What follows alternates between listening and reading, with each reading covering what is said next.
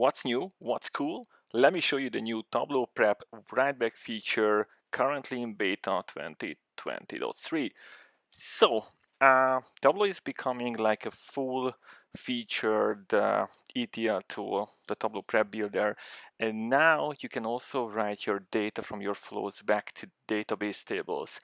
In the past, you would be also able to create CSV files or hyper extracts, but now you can write back your stuff into your relational databases.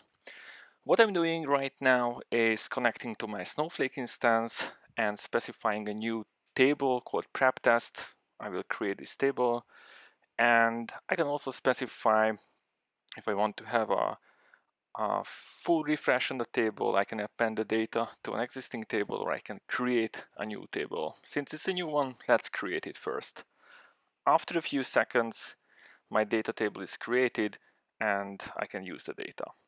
There is also a way to specify existing tables from your database, so in case you cannot create a table in your database, just rewrite it. It's still not an issue. You can select replace data and append data.